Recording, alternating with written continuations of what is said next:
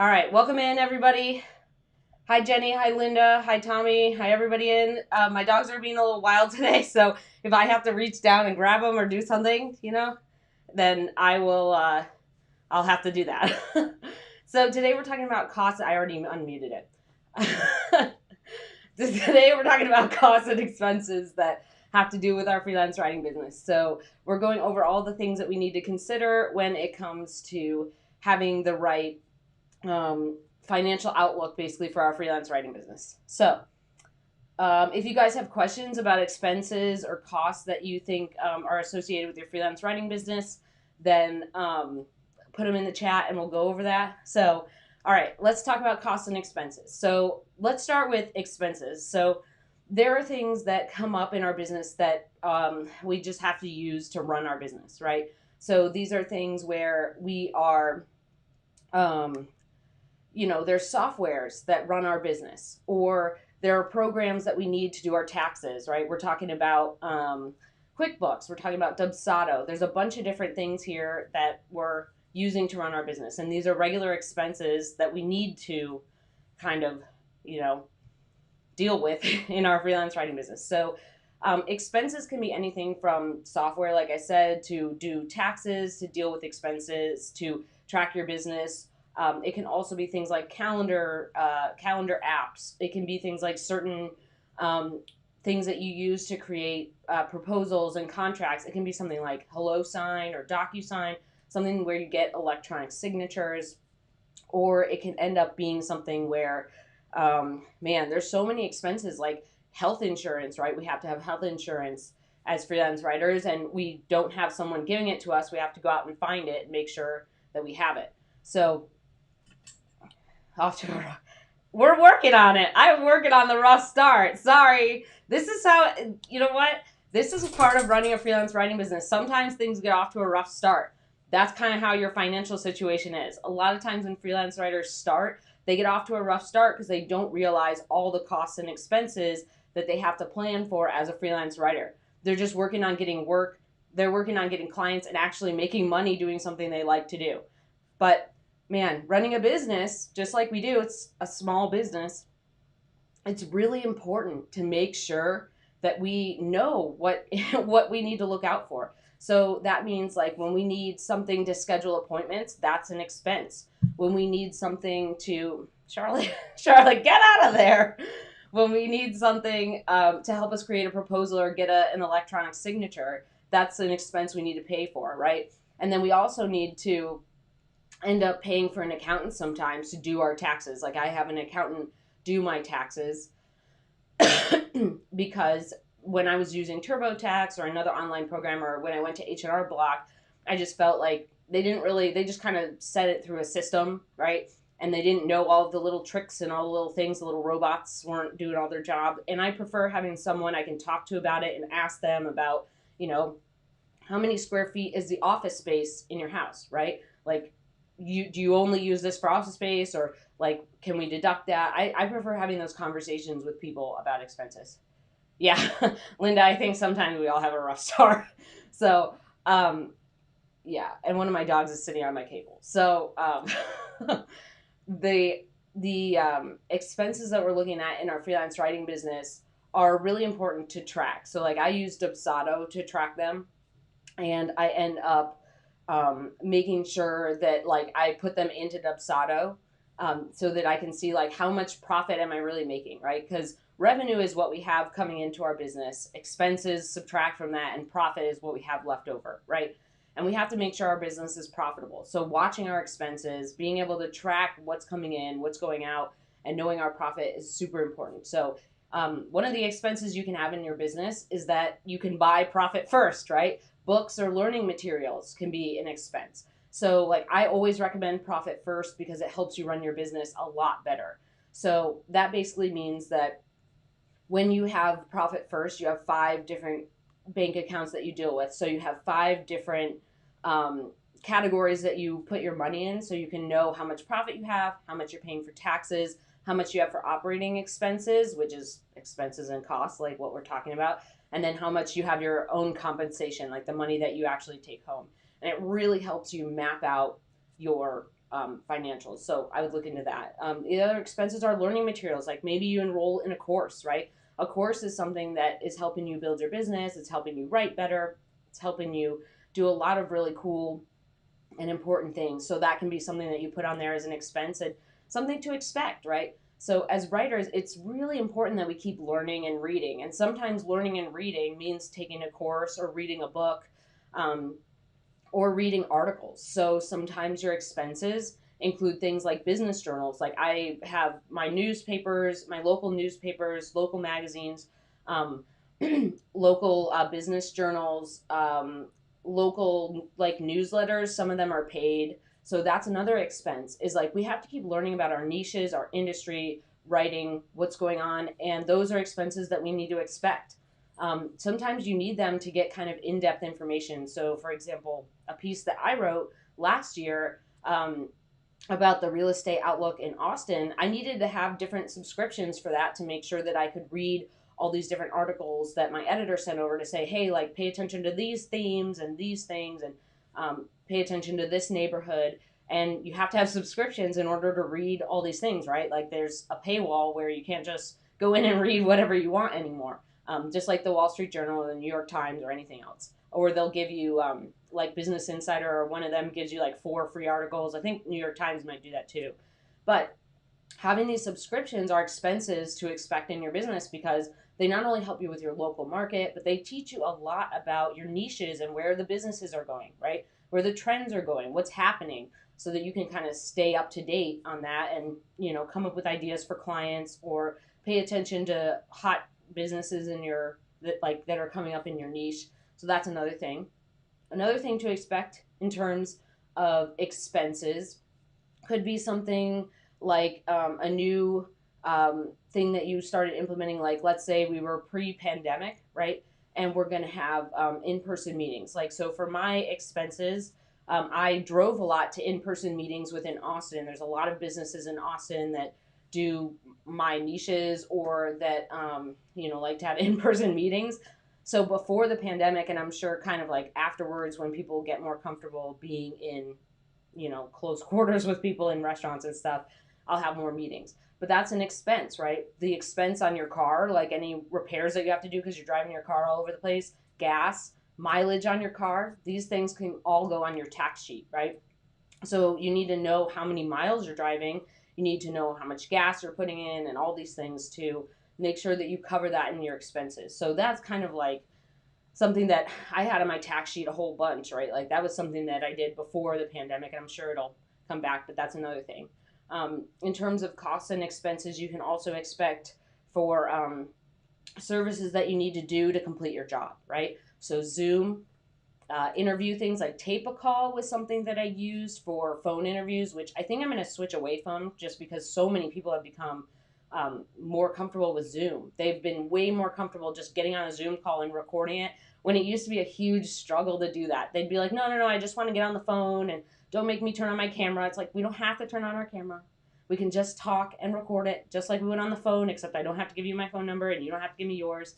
So tape a call, Zoom, anything that you use for video calls, like if you use Google Meet, that's free, but you can use Zoom for free for a while. But there's a lot of different programs that we need to use to do our jobs, to get things done. Maybe you end up needing more storage space. So, for example, for me, I needed a program to store things, so I had Dropbox, and I reached the free limit, so I had to pay for a subscription. That was an expense in my business. And I have to have that in order to have enough photos, because with magazines, a lot of times they've been asking for people to gather photos for articles now.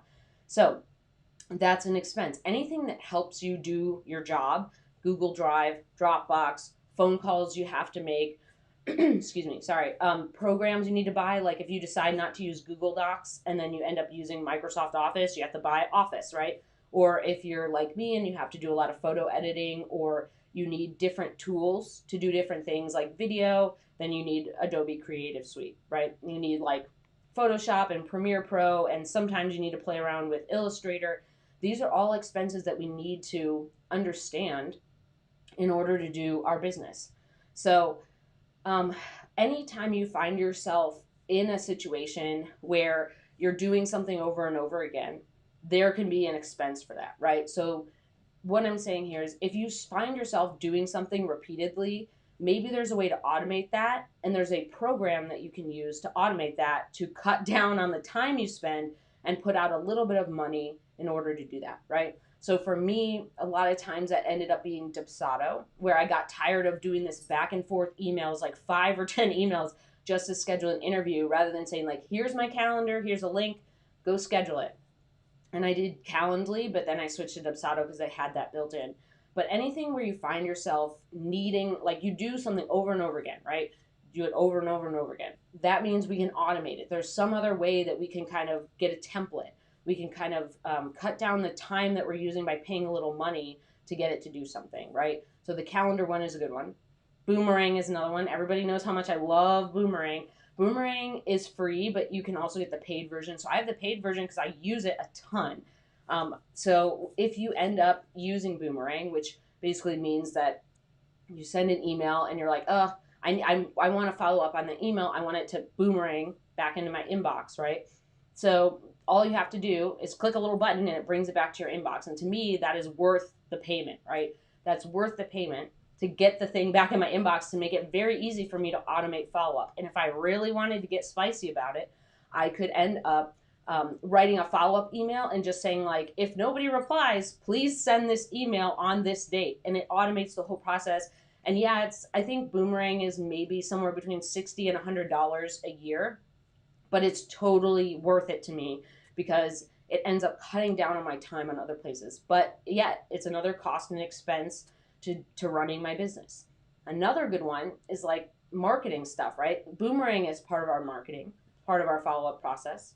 But another piece of our marketing is a lot of LinkedIn stuff, right? LinkedIn has become a much more robust and really great platform to do a lot of marketing for freelance writers. So that means sending emails, messages, growing your network, liking and commenting on posts from ideal clients, joining groups. There are going live, like LinkedIn now has a live feature, but they're rolling it out super slow. So you have to apply to be part of it.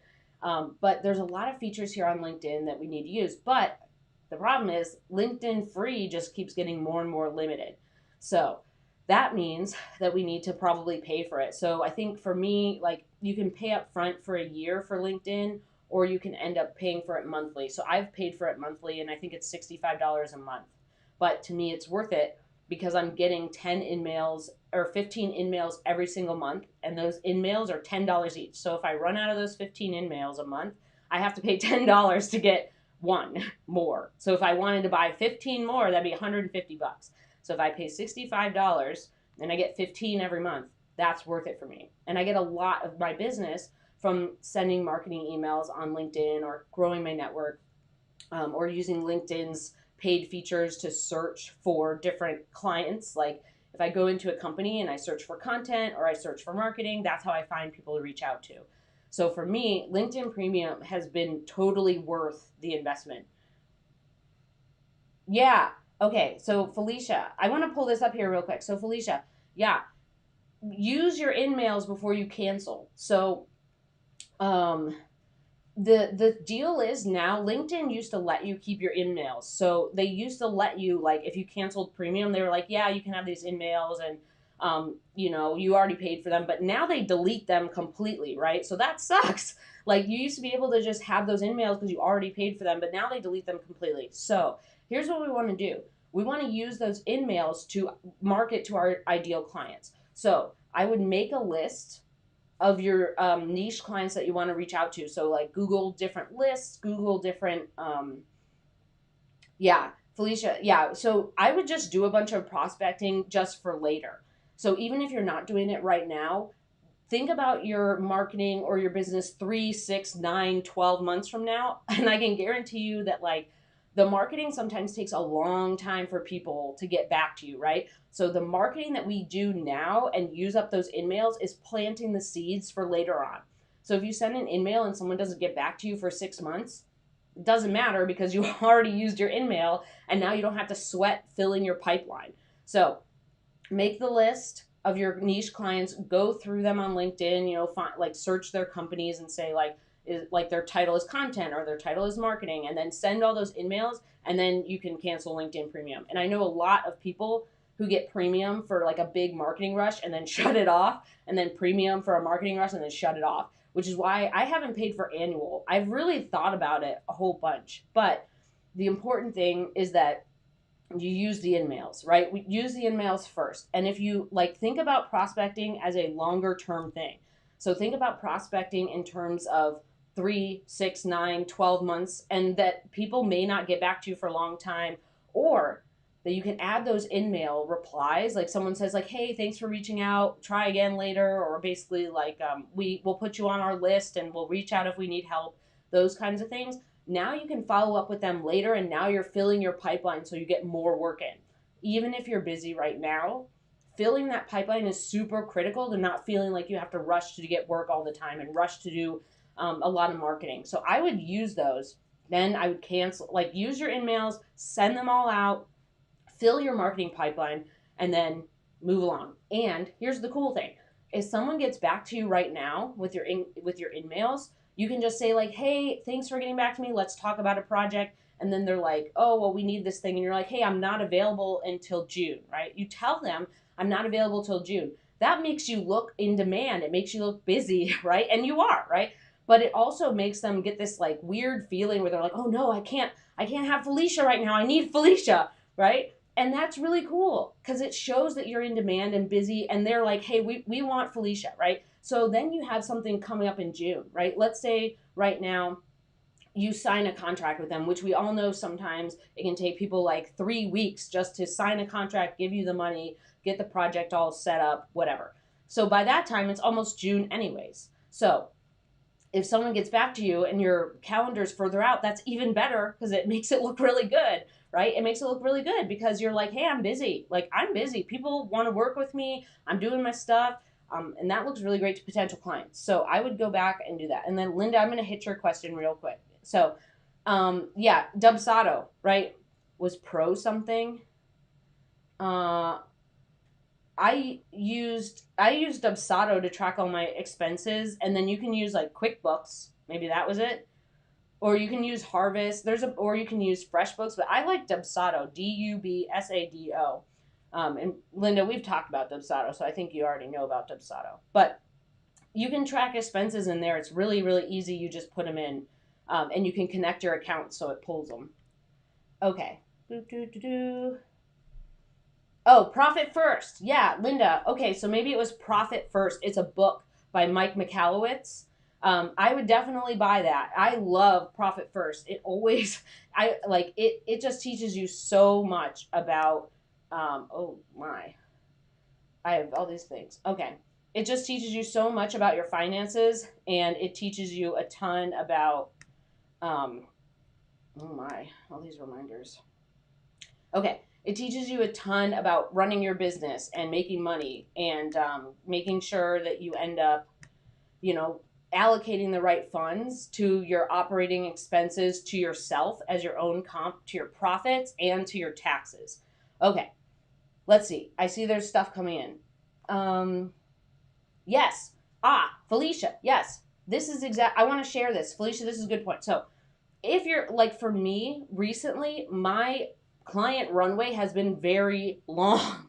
Like my client runway for onboarding new clients or following up or warm leads has been 3 to 9 months. Like I went back and looked at it. I thought it was 6 to 9 months. I think it's been like 3 to 9 months. 6 to 9 months has been more accurate. Yeah, if you have a slow response, which I feel like people are still in this wiggle room right now, they're kind of like, we want to do some marketing, we want to get out there, but we're not totally sure yet and how much we can do, and our business is still a little worried. So fill the pipeline, Felicia. And if they get back to you, just tell them when you're available. And if they can't, you can't make it work this time, they just go back in the pipeline of following up later. They just go back in the pipeline, which is really great. Okay, here we go. There's a program to make cats sleep longer. I don't think that's a business expense though, Linda. You can't have a program that makes cats sleep longer and call that a business expense. So let's not do that. Okay, cool. Profit First is the best. So Linda, yeah, buy it. All right, I got off track here with my expenses. So it was tools and software, It was anything that runs your business. It ends up being like scheduling things or expenses trackers. Yeah, Felicia, exactly. Yeah, exactly. Use those in mails, crack them, get them out, send them, because fill that pipeline. Like I promised you will have tons of work. If you have like, I sometimes end up with 45 in mails packed up because I am not keeping up with marketing sometimes, or like I end up doing my marketing quarterly. Um, so send them all out. Yeah, send them all out. Okay, we did all those. What was the other ones that I wanted to talk about? Expenses could be.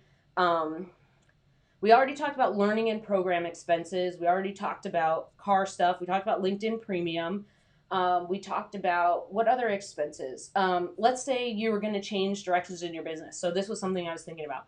If you're going to change directions in your business, maybe one of your expenses is that you have to pay a VA to help you. So maybe one of the expenses of your freelance writing business is that you have a VA come on and help you create some free downloads, help you schedule your social media, which is what I did. And she was great. So if you guys want recommendations, let me know. But you have a VA help you manage your community. You have a VA help you create different things for your business or help you update your web copy or have a VA do your marketing for you. I have a couple friends who have multiple VAs. One VA sends out all their marketing, right? They give them templates, they give them access to their inbox or LinkedIn, and they do all their marketing. Their other VA handles responses and scheduling and anything that comes in their inbox that they need to deal with, right? So another expense that you can think about as a freelance writer is if you get to like a certain place in your business where you're like, I need help. Like I can't manage all these things myself. I need help.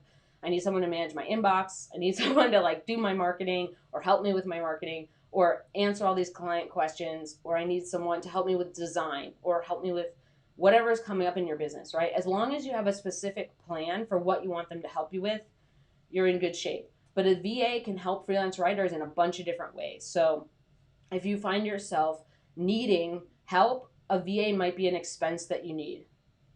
Yeah, there's another, yeah, so like we can talk about websites too, right? Another thing that we need, and that's a cost and expense that we can expect as freelance writers, are websites, right? We need a website. We need a place where people can learn about us, see our portfolio, reach out to us, see all the cool things that we're doing, understand if we're a fit. So websites like Squarespace, Bluehost, if you use Bluehost and WordPress, or Showit, or templates you need to buy, or like for me, connecting G Suite and Squarespace together. So my email, paying for my email, and with like my Mandy at Mandy Ellis email, not just like Mandy at Gmail, whatever. Paying for that kind of stuff is an expense that you can expect, right? Any kind of thing that you need to run your business, right? We're back to running our business. So our website, maybe the thing that you need for your website is like email marketing, right? Maybe you get to a point in your business where you're trying to grow an email list, whether your email list is other freelance writers or your email list is specific niche clients, right? That uh, program is going to be something you have to pay for, right? So I use Flowdesk, and Flowdesk is how I send all my weekly emails out. It's how I connect with my course students. It's how I connect with some of my coaching students, I think sometimes. But Flowdesk is, I have all these things that are on my website for people to sign up for my email list or get my free pricing guide, which you could get below. But there's all these different things that, like, as you grow your business, you're going to think about different things that you need, like different automation things, like Zapier. Like a lot of things that I use in order to set up my course was through Zapier to make sure everybody got tagged in Flowdesk as the right thing and that they all got sent to the right place, and that my webinar software talked to my email software, and then it talked to Teachable and the Circle where I have my community where all of our students are percolating. All that stuff, right? Those are all expenses that we can expect as we grow our business and change. There's also different things like, oh, Linda put a good one in here, your phone. So your phone technically can be a business expense if you buy a new phone, but you have to figure out the percentage.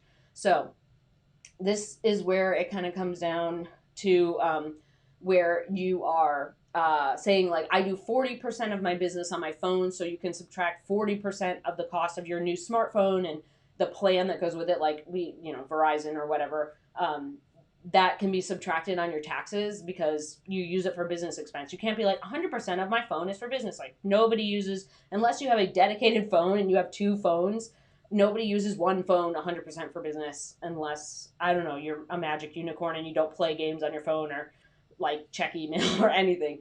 So your phone is a good one. I'm going to put Jenny up here too. So Jenny says, the more my business grows, the more I find I need different tools. I had to get Otter when I started doing tons of interviews, and now I think I need an SEO tool. Ooh, Jenny. So let's talk about that.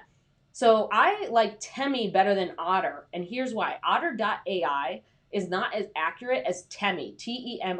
And Temi is the robot baby of Rev. So Rev.com is where they give your transcription from your interview or whatever you have, like the live stream. You give it to humans, and they give it to several different humans, and they put it together. They're listening. But Temi and Otter.ai are little robots that they transcribe your transcript digitally. So personally, I like Temi over Otter because Temi's more accurate. Now, SEO tools are interesting. So you can get a bunch, right? Neil Patel has Uber Suggest. You can also get SEMrush. You can get Keyword Finder. I know that there's a bunch of SEO people out there who recommend all these different tools. I think if you need an SEO tool, I would get the SEO tool if you're going to use it for clients. If you're going to use SEO for yourself, like in terms of just your website or stuff like that, I would just try to get the free version as much as you can. If you're going to use SEO for your articles, like you really want to double down on being an SEO strategist and you want to, boost all the SEO of all your magic stuff that you make, then yeah, pay for that tool. But the tool itself should be serving an end need, right? It should pay for itself. So the SEO tool shouldn't be something that you pay for month after month or a yearly subscription that you only use like, oh, every once in a while I'm going to update my website or every once in a while I'm going to do this.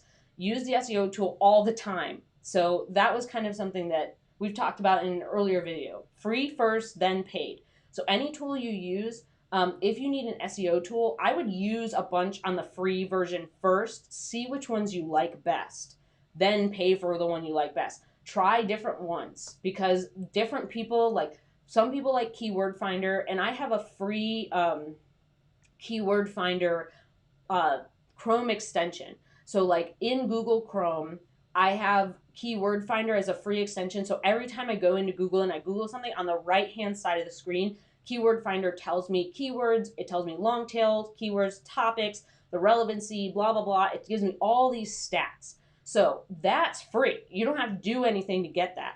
And that's a great little tool that, like, if you really want to go in depth, you can pay more for Keyword Finder. But I found the Google Chrome extension is just like very robust and really great. So try the free ones first, and then figure out which one you want to do for paid. Yeah, SEO for clients. Okay, Jenny. Jenny, if you're doing SEO for clients, try different ones, and then you can also, if they have WordPress, I'm sure you know about Yoast SEO. So you can install Yoast on their WordPress site and then use that as a double, like basically like a double whammy on Yoast plus another tool. There's like so many SEO tools. So that's the thing is like different people like different tools. Like I like Keyword Finder. I also like Uber Suggest. SEMrush is one. Gosh, there's so many. There's like a monster one or like what's it called? There's another one that starts with an M that's really famous. But yeah, if you're going to use it for clients, like trial it first. Oh, also, you're going to want to see if you get on the back end of their Google Analytics. So if you do more SEO for clients and you have Yoast SEO on their WordPress, see if they will send you reports or let you get into their Google Analytics. That will tell you a lot that you can then beef up with your SEO tool.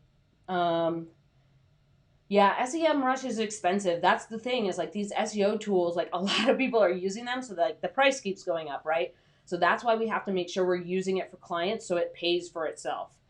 Yeah, Heather Lloyd Martin is someone. Moz, that's what it is. Jenny, good job. Moz, that's what I was thinking of. Yes. Yeah, Heather Lloyd Martin is like SEO all over the place. She's really smart, knows all these things, so I would check her out for SEO. I'm definitely not like an SEO genius. So, yeah, and she has a free tool. Yes, Moz. All right, we are almost. Oh, we just hit the end of our time. So if you have more questions, pop them in the chat.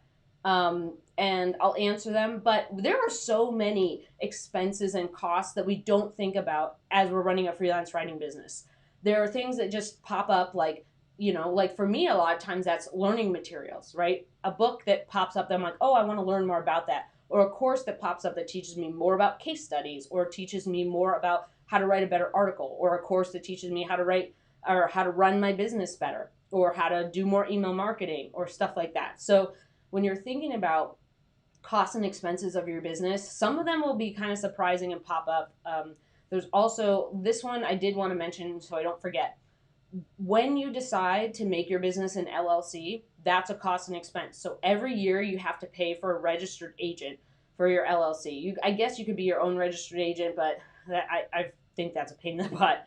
So every year you have to pay for a registered agent. You have to pay to set up your LLC. You have to figure out how you're going to do your business bank account, how you're going to get all that together. So there's other things about our business, like when it gets bigger, that we have to deal with.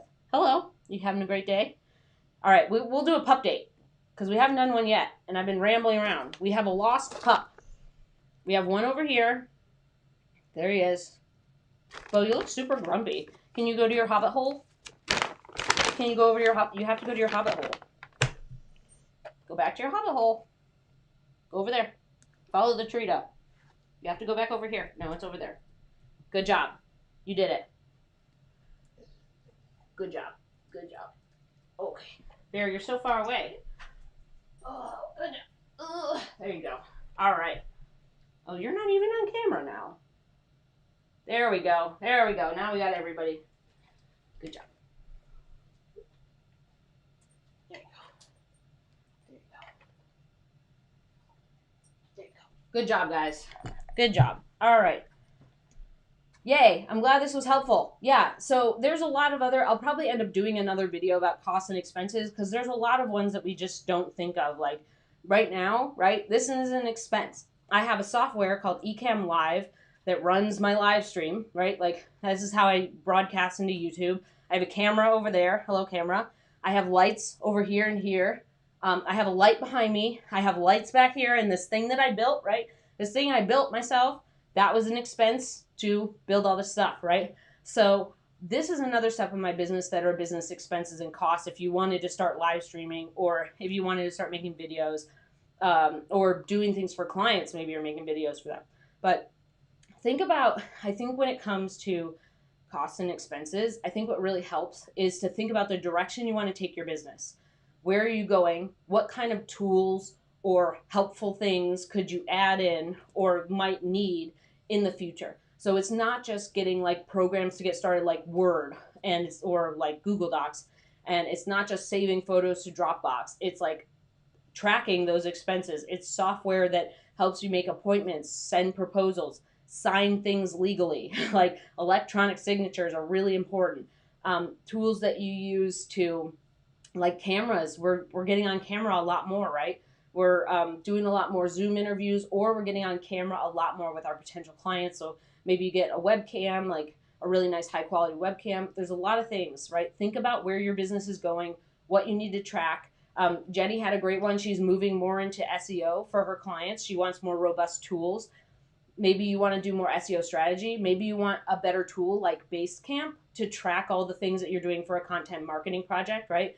You want to look ahead and you're like, I want to get more into content marketing, but I need a place that I can share with my clients where we can see all the tasks we need to do. Basecamp is a good example of that. And then Boomerang for email follow-up, Dubsado, Flowdesk, all the goodies. Those are all the ones I want to cram into this one. All right, so I think that's it. We don't have any more questions. If you feel like this has been helpful so far, give it a thumbs up. If you feel like you want to hear more about how to run a better freelance writing business that's both profitable and sustainable, make sure you hit subscribe below. I'll do one last pup date because pup dates are fun, and Charlotte looks really funny sitting there like a weirdo. Charlotte, you're so French. Charlotte, how did you get to be so French? And let me fix this so we can see you sitting there like a goob. There's Bear. There we go. Charlotte, you're so funny. There you are. You're a little Frenchie. Sitting like a weirdo. All right, here you go, Bear. Ooh, you're so far away. There you go. All right. All right. I really appreciate you joining me today. This has been a fun one, even though I got off to a rough start. So thanks for hanging in there. And I will see you next Friday, same time, 12 p.m. Central. I hope you have a great weekend and happy writing.